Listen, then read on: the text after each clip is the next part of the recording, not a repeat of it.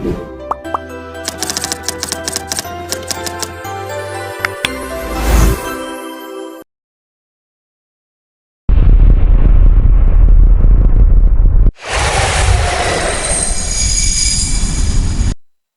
हिंद दोस्तों।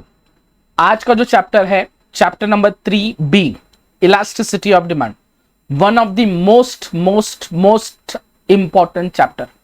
इसलिए क्योंकि ये चैप्टर डिस्टिंग्विश बिटवीन में भी आ सकता है, ये चैप्टर के क्वेश्चन तुमको क्वेश्चन नंबर 4 में भी आ सकता है, इसमें क्वेश्चन नंबर 5 में भी आ सकता है, क्वेश्चन नंबर 6 में भी आ सकता है।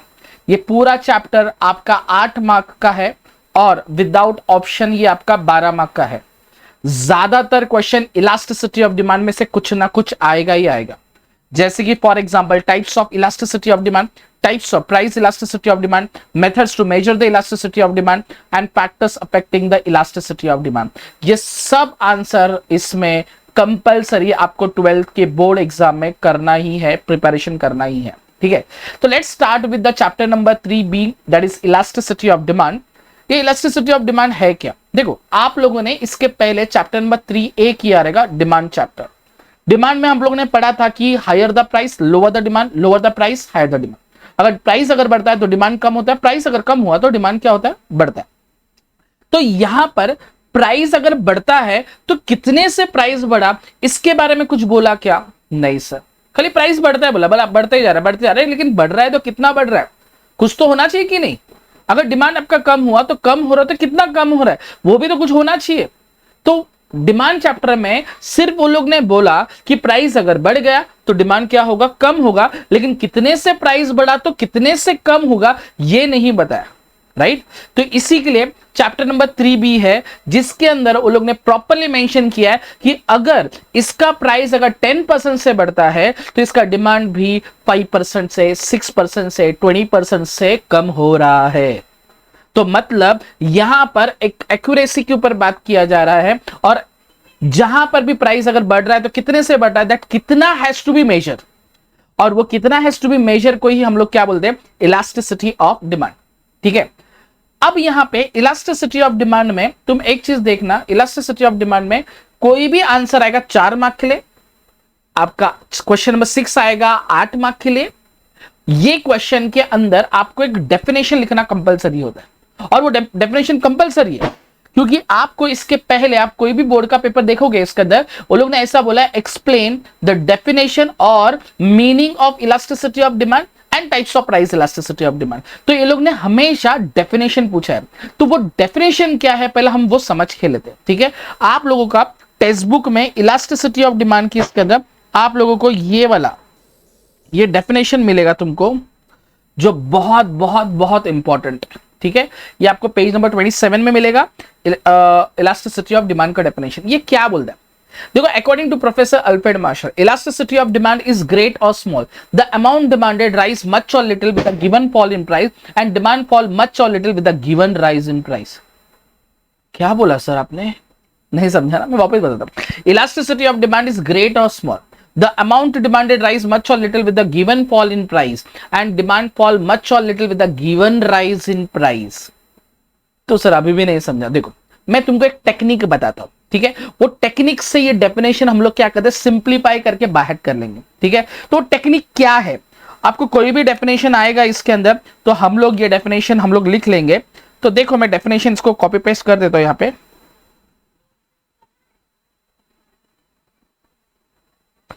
ये आपका डेफिनेशन ऊपर है। According to professor Alfred Marshall, elasticity of demand is great और small, the amount demanded rise much और little with a given fall in price and demand fall much और little with a given rise in price. तो मेरे साथ बोलो, 2 minute में तुम्हारा ये डेफिनेशन बाहर होगा, तुम लोग हर एग्जाम में लिखोगे। क्या? देखो, अगर यहां पर बोलता है डिमांड जो है वो राइज हो रहा है, हाँ सर राइज हो रहा है, मैं बोलूँ ये राइज मच और लिटिल, मतलब डिमांड मेरा बढ़ रहा है, वो बहुत ज्यादा भी बढ़ सकता है या थोड़ा भी बढ़ सकता है। ठीक है, बट इसके पहले आपको एक मालूम पड़ना चाहिए, elasticity of demand is great और स्मॉल। ये वर्ड याद रखना, elasticity of demand is great, ज्यादा भी हो सकता है या कम भी हो सकता है, लेकिन इलास्टिसिटी ऑफ डिमांड ज्यादा भी हो सकता है, कम भी हो सकता है ना। ये depend upon demand and price के ऊपर होता है। डिपेंड अपॉन किसके ऊपर होता है? डिमांड एंड प्राइस के ऊपर होता है। तो यहां पर मेरा डिमांड क्या हो रहा है? राइज हो रहा है, ज्यादा भी राइज हो सकता है या कम भी राइज हो सकता है, लेकिन रीजन क्या रहेगा? Fall in price. Demand rise much, बड़ा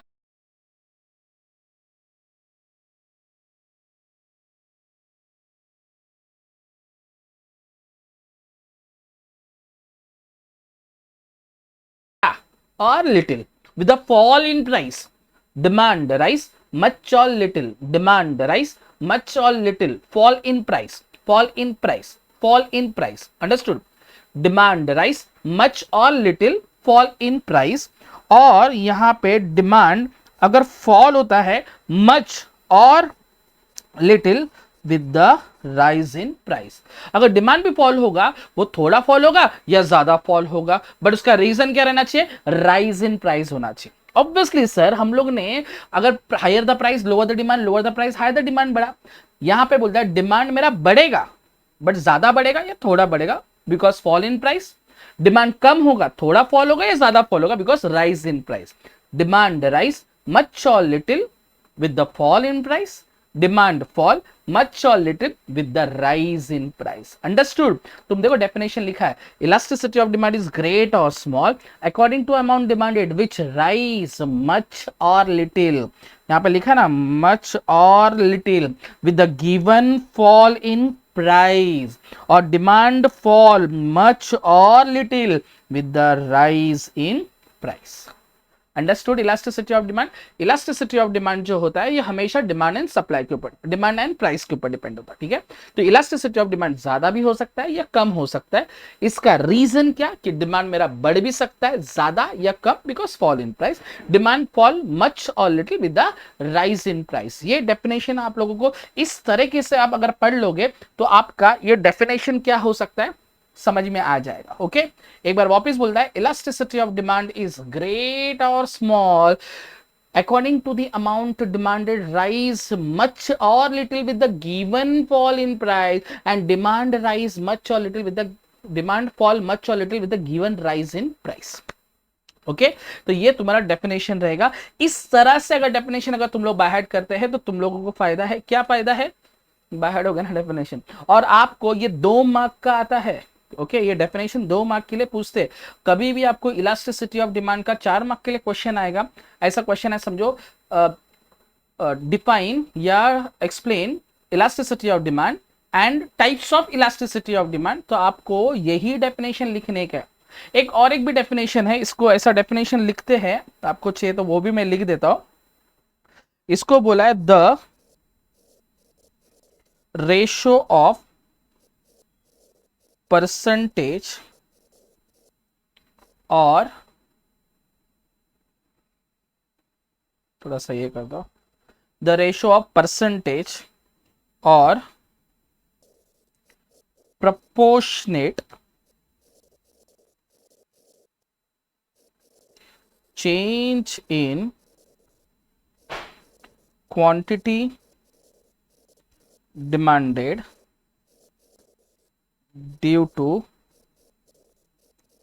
percentage or proportionate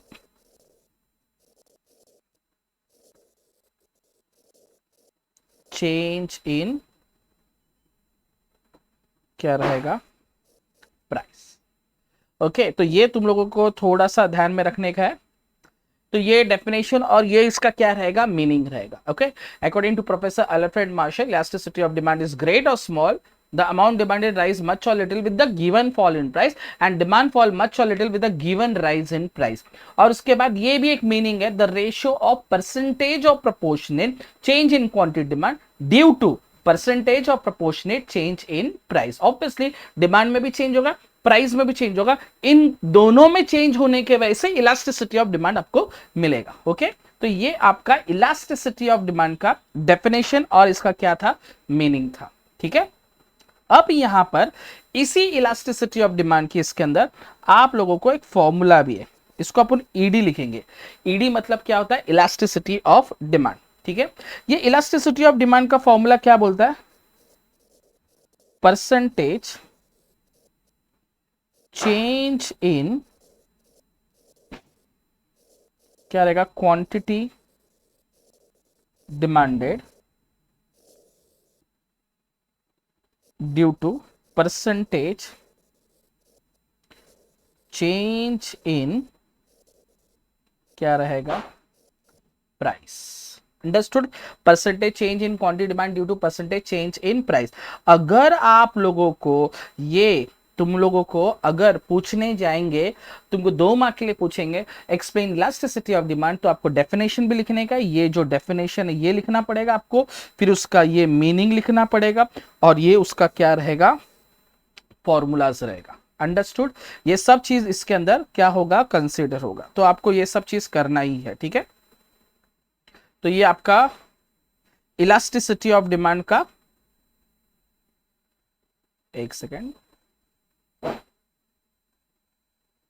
हाँ, ये इलास्टिसिटी ऑफ डिमांड का क्या हो गया, इंट्रोडक्शन हो गया। ठीक है, ये इलास्टिसिटी ऑफ डिमांड का इंट्रोडक्शन हो गया। ठीक है, अब आएगा हम लोगों का next question, that is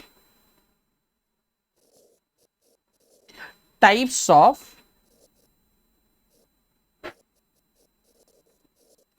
elasticity of demand. ये आपको टेक्स्ट बुक में दिया है वो, लेकिन वो टेक्स्ट बुक में पढ़ने के पहले हम लोग ये लिख लेते हैं ना, अच्छे से समझ में आ जाएगा, फिर बाद में हम लोग टेक्स्ट बुक का एक बार देख लेंगे, पहले समझ के लेते कि एग्जैक्टली है क्या करके।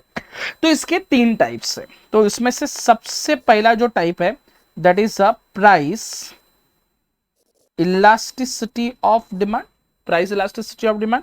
सेकेंड तुम्हारा क्या रहेगा, इनकम इलास्टिसिटी ऑफ डिमांड।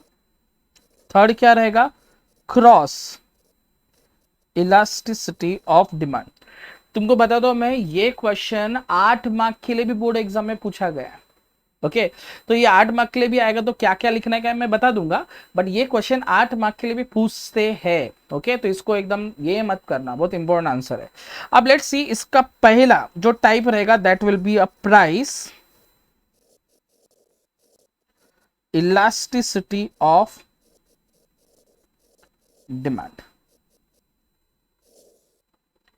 ये टाइप्स ऑफ प्राइस इलास्टिसिटी और डिमांड का डेफिनेशन अगर हमको अच्छे से करने का है तो एक डेफिनेशन पढ़ो, तीनों डेफिनेशन खत्म हो जाएगा, एक ही डेफिनेशन में सब हो जाएगा। तो ये कौन सा डेफिनेशन, तो देखो हम लोग ने इसके पहले ये डेफिनेशन लिखा था, the ratio of percentage or proportionate change in quantity demand due to percentage और proportionate change in price। तो ये आपको डेफिनेशन बाहर करने का, पॉज करना हो, ध्यान से फटफट फटफट बाहर करना, उसके बाद ही आगे जाना, तो तुमको क्या है बाकी के 5-10 मिनट में पूरा कॉन्सेप्ट क्लियर हो जाएगा। ठीक है, तो क्या रहेगा, क्या लिखा है वहां पे, द रेशियो ऑफ परसेंटेज, क्या लिखा है, the ratio of percentage or proportionate change in quantity demanded due to percentage or proportionate change in price. ये याद रखने का और बाहर करने का। ठीक है, अब यहां पर हमारा पहला सेम टू सेम डेफिनेशन रहेगा। यहां पे क्या डेफिनेशन रहेगा, मेरा सबसे पहला पॉइंट क्या रहेगा, इसका बोला है the ratio of percentage or proportionate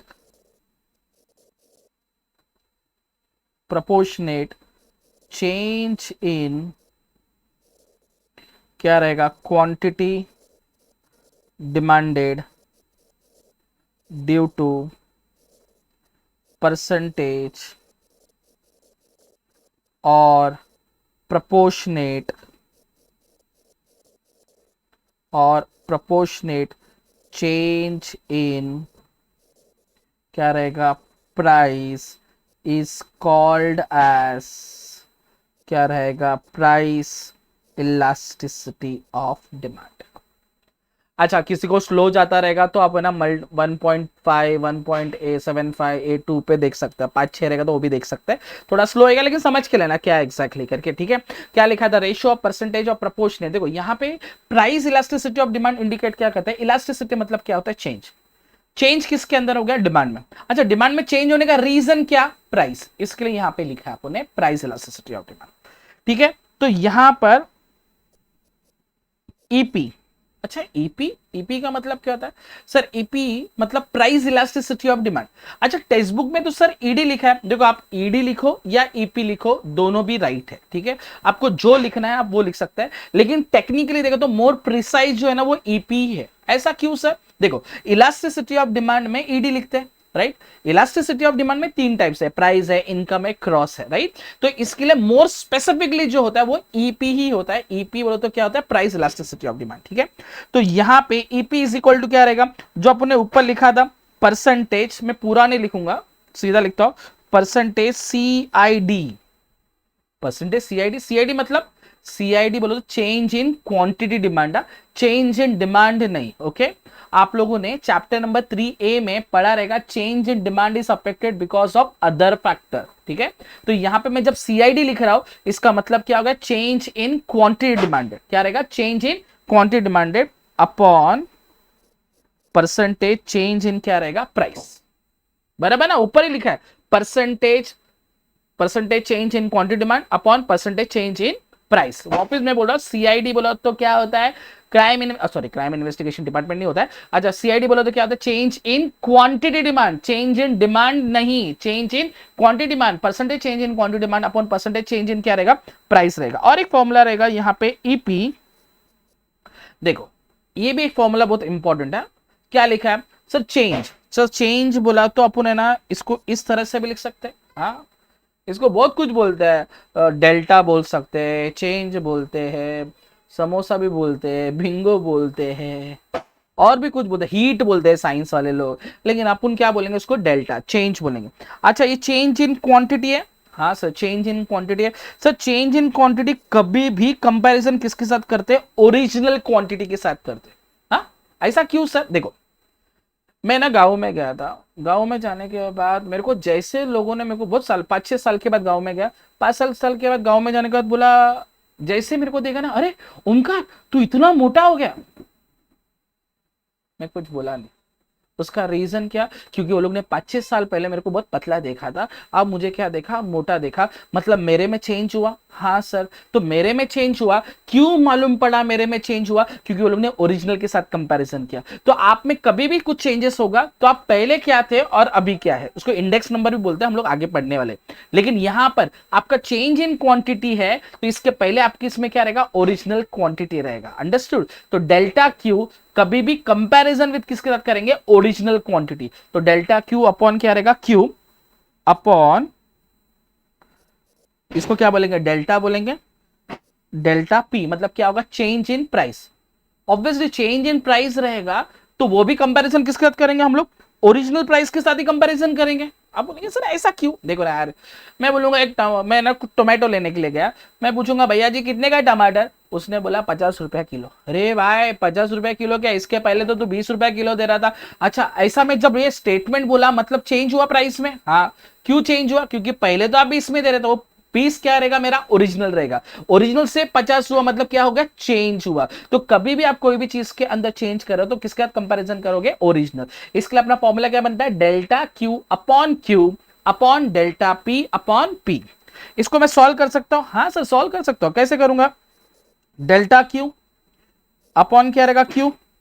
अब ये डेल्टा पी इंटू ये क्या होगा? रिवर्स हो जाएगा। तो यहां पर क्या हो जाएगा? पी अपॉन क्या रहेगा? Delta P. तो ये आपका क्या हो गया? सेकेंड फॉर्मूला हो गया इसके अंदर। और ये आपका कौन सा हो गया? फर्स्ट फॉर्मूला हो गया। मतलब इसमें दो फॉर्मूला आपको लिखना ही है, ओके?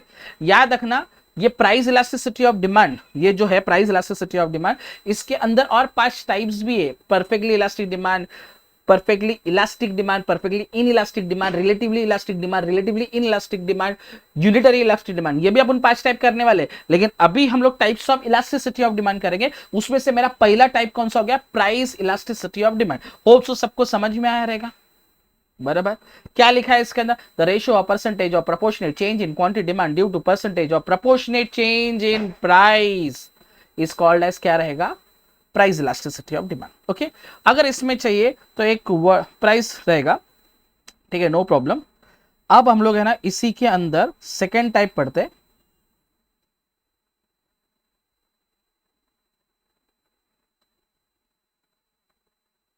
सेकेंड टाइप पढ़ते हैं, वो क्या रहेगा? इनकम इलास्टिसिटी ऑफ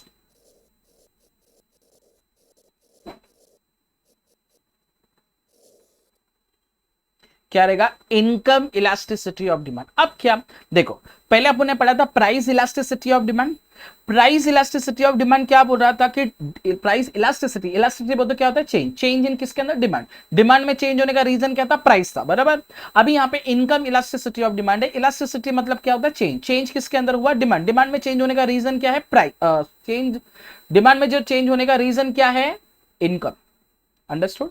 डिमांड में जो चेंज होने का रीजन क्या है, इनकम। तो अभी इसके पहले आप लोग ने जो स्टेटमेंट पढ़ा था, क्या स्टेटमेंट था, ratio of percentage of proportionate change in quantity demand due to percentage change in proportionate change in price था। तो यहां पे प्राइस की जगह पे क्या लिख देने का, इनकम। तो स्टेटमेंट कैसा रहेगा, यहां पे स्टेटमेंट ऐसा लिखूंगा, द रेशियो ऑफ परसेंटेज और proportionate change in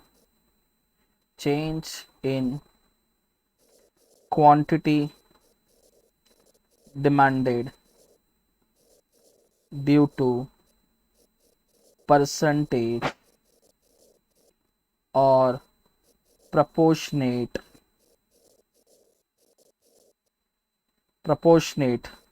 change in income. यहां पे वर्ड यूज करूंगा income only, okay. And other factors remain constant even price is called as income elasticity of demand. मतलब क्या सर, इसके पहले आपने जो लिखा था प्राइस इलास्टिसिटी ऑफ डिमांड रहेगा, तो उसमें भी अदर फैक्टर, यस, वो क्या बोला, डिमांड में चेंज होने का रीजन सिर्फ और सिर्फ क्या था, प्राइस। यहां पर भी डिमांड होने का, डिमांड में चेंज हो रहा है, उसका रीजन सिर्फ और सिर्फ क्या है, इनकम ही है। और बाकी सब other factor should remain what, constant, even what price. सिर्फ डिमांड में अफेक्ट होने का रीजन क्या होना चाहिए, इनकम। ऐसा कैसा सर, अरे सिंपल है, इनकम अगर बढ़ेगा तो डिमांड भी तो बढ़ेगा, हाँ। इनकम और बढ़े तो डिमांड और बढ़ेगा, हाँ। इनकम कम हो तो डिमांड कम होगा, हाँ। तो डिमांड में चेंज हुआ ना, हाँ, किसके वजह से, इनकम। अंडरस्टूड। तो डिमांड में अफेक्ट होने का रीजन क्या होना चाहिए, इनकम होना चाहिए।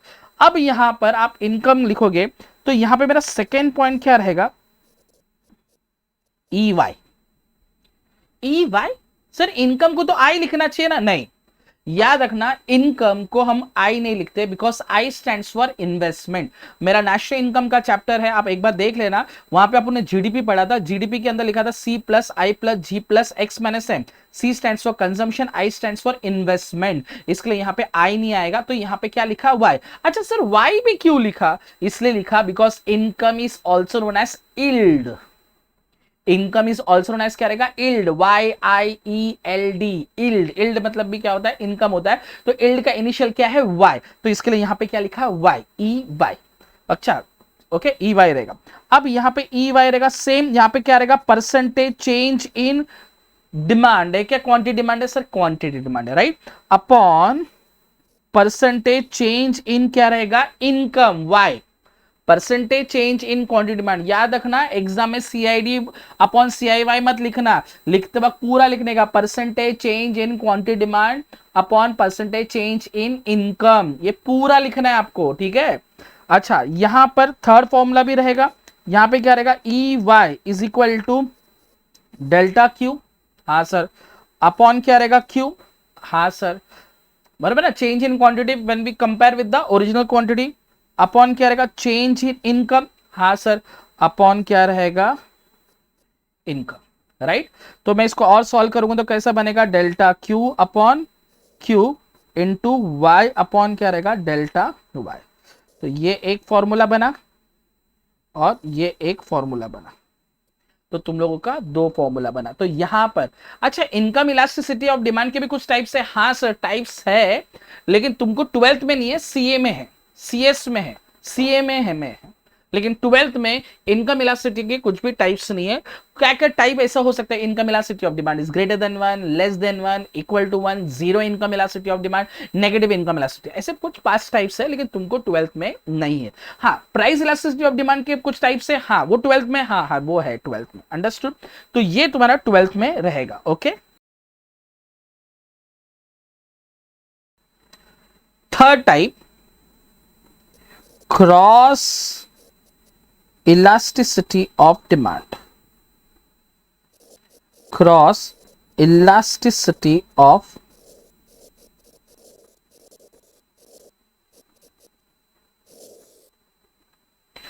Cross elasticity of demand. अच्छा ये क्या है?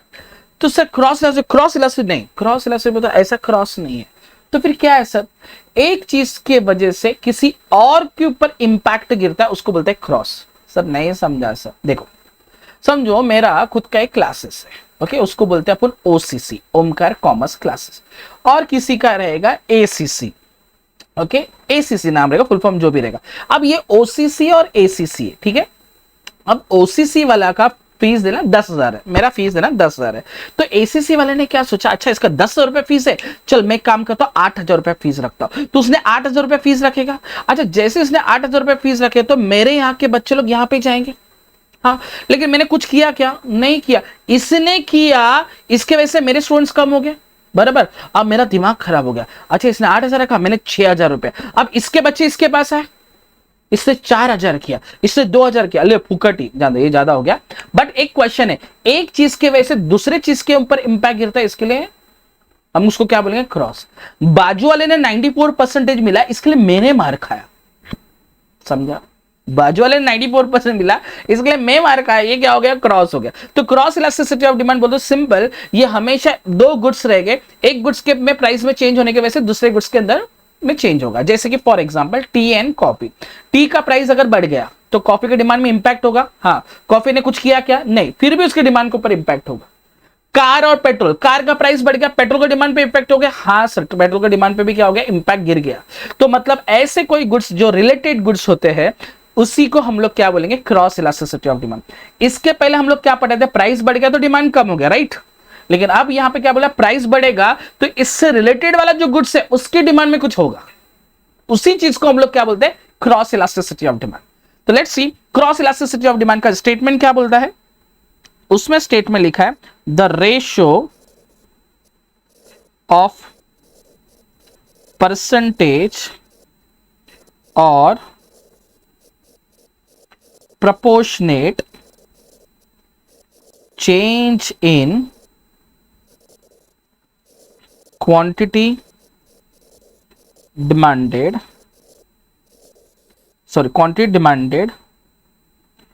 of one commodity due to percentage or proportionate change in the price of another commodity is called as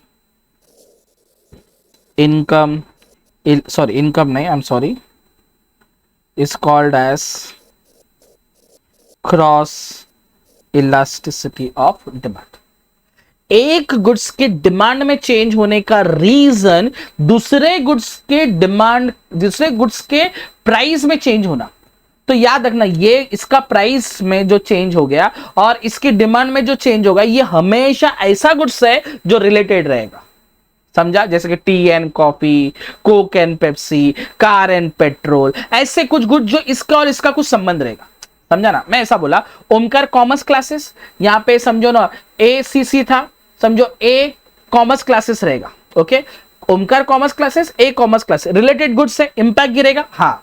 समझो ओमकार कॉमर्स क्लासेस, ये ए कंप्यूटर क्लासेस रहेगा, तो ओमकार क्लासेस ने अपना प्राइस बढ़ाया तो ए कंप्यूटर क्लास के ऊपर इंपैक्ट गिरेगा क्या? नहीं गिरेगा। क्यों नहीं गिरेगा? क्योंकि दोनों रिलेटेड गुड्स ही नहीं है, राइट। तो कभी भी कौन से गुड्स होना चाहिए? रिलेटेड गुड्स होना चाहिए, अंडरस्टूड। तो ये हो गया क्रॉस इलास्टिसिटी ऑफ डिमांड। अच्छा, ये भी करेक्शन है, देखो यहां पे इलास्टिसिटी ऑफ डिमांड में टेक्स्ट बुक में ईसी लिखा है, सर सी लिख नहीं सकते। क्यों नहीं लिख सकते? बिकॉज हम लोग ने जीडीपी पढ़ा है, वहां पे सी plus I plus G plus x मैंने सेम पढ़ा था, सी स्टैंड्स फॉर कंजम्पशन, तो इधर सी नहीं लिख सकते, तो इधर क्या लिखना चाहिए? तो अभी गवर्नमेंट के टेक्स्ट बुक में सी लिखा है, तो आपको सी लिखना तो लिख सकते हैं, लेकिन टेक्निकली इट इज रॉन्ग, तो रहना क्या चाहिए? It should be R. R क्यों लिखना चाहिए? Related goods. कौन सा गुड्स है? Related goods. तो यहां पे E R is equal to अपन क्या लिखेंगे? Percentage change in quantity demand of X goods, one commodity, upon percentage change in the price of Y goods, change in the price of Y goods. वापिस मैं बोल रहा हूं, CID लिखना नहीं, percentage change in quantity demand of X goods पूरा लिखने का, upon percentage change in the price of Y goods पूरा लिखना, ठीक है। और एक फॉर्मूला इसका, E R is equal to delta Q X, change in quantity Q X रहेगा, राइट, अपॉन क्यू एक्स रहेगा, original quantity Q X, upon change in the price of P Y, upon क्या रहेगा? P Y. अब मैं इसको लिख सकता हूं यहां पे delta Q X upon Q X into P Y upon delta P Y. तो आपके इसके दो फॉर्मूला। सर इसके भी कुछ टाइप्स है, हाँ सर इसके भी टाइप्स है, इसके भी 4 टाइप्स है, लेकिन तुमको 12th में नहीं। तो 4 टाइप्स क्या है? Positive cross elasticity of demand, negative cross elasticity of demand, zero cross elasticity of demand, infinite cross elasticity of demand. तो ये तुमको 12th स्टैंडर्ड में नहीं है, ठीक है। ये किस में? तुमको सीएफसी, सीएमए, सीएस के अंदर, प्रोफेशनल बैचेस के अंदर भी आने वाला टाइम में मैं उसके ऊपर भी बहुत सारे वीडियोस बनाने वाला हूं। लेकिन ठीक है, अब यहां पे हमने elasticity of demand, elasticity of demand और उसके टाइप्स हम लोग ने पढ़ा था। एक बार हम लोग क्विक रिवीजन करते हैं। सबसे पहले अपन ने क्या करा? मैंने वापस बोला, खाली एक और एक रिक्वेस्ट है कि मैं जितना नोट्स दे रहा हूं प्लीज आप आपके नोटबुक में लिखो, it will be very beneficial for you. देख लेना, मैं बोल रहा हूं तुमको, मैं बोल रहा हूं मतलब लिखेगा तो तुमको बहुत बेनिफिट मिलेगा। सबसे पहला इलास्टिसिटी ऑफ डिमांड का डेफिनेशन लिखा था। तो इलास्टिसिटी ऑफ डिमांड का डेफिनेशन क्या था? तो elasticity of demand is great और small, the amount demanded rise much और little with the given fall in price and demand fall much और little with the given rise in price. फिर उसके बाद में मीनिंग पढ़ा था, the ratio of percentage of proportionate change in quantity demand due to percentage of proportionate change in price था। फिर बाद में अपने फॉर्मूला पढ़ा था, ED is equal to percentage CID upon percentage CIP. मैं हमेशा बोलता हूं फॉर्मूला सीआईडी लिखने का नहीं, लिखते वक्त पूरा लिखने का। फिर उसके बाद types of price elasticity of demand, उसके 3 टाइप्स थे, price elasticity of demand, income elasticity of demand, cross elasticity of demand. पहला पढ़ा अपने price elasticity of demand, the ratio of percentage, same definition है, the ratio of percentage of proportionate change in quantity demand due to percentage of proportionate change in क्या रहेगा? price is called as price elasticity of demand. EP is equal to percentage CID upon percentage CIP. EP is equal to delta Q upon delta P upon P. Second हमने पढ़ा था income elasticity of demand, the ratio of percentage change in quantity demand due to the ratio of percentage of proportionate change in quantity demand due to percentage of proportionate change in income only and other factors remain constant even the price. Okay, is called as income elasticity of demand. Okay. Income को हम लोग क्या लिखेंगे? y, because income is also known as yield. तो वहां पे क्या लिखा? E Y is equal to percentage CID upon percentage CI Y, बराबर। और एक था E Y is equal to delta Q upon delta Y upon Y. उसके बाद हम लोग ने क्रॉस इलास्टिसिटी ऑफ डिमांड पढ़ा। क्रॉस इलास्टिसिटी ऑफ डिमांड में क्या स्टेटमेंट था? The ratio of percentage of proportionate change in quantity demand of one commodity due to percentage of proportionate change in the quantity demand of another commodity is called as cross elasticity of demand. E Y E C लिख नहीं सकते तो E R लिखा आपने, आपको exam में लिखना है तो लिख सकते हैं। E R is equal to क्या रहेगा? Delta percentage C I D of X commodity upon percentage C I P of Y commodity. वहां पे E R is equal to क्या लिखेंगे? Delta Q X upon delta P Y upon P Y. Okay, तो ये आपका है। आप एक बार टेक्स्ट बुक एक बार रीड करोगे, आपको जैसा मैंने बोला वैसा का वैसा मिलेगा, ठीक है। होप्स आपको सबको समझ में आया रहेगा। यहां पर हम लोगों ने 2 कॉन्सेप्ट किया, introduction, definition and the types of elasticity of demand. Hopes सबको समझ में आया रहेगा। थैंक यू, मिलते हैं नेक्स्ट लेक्चर में। जय हिंद।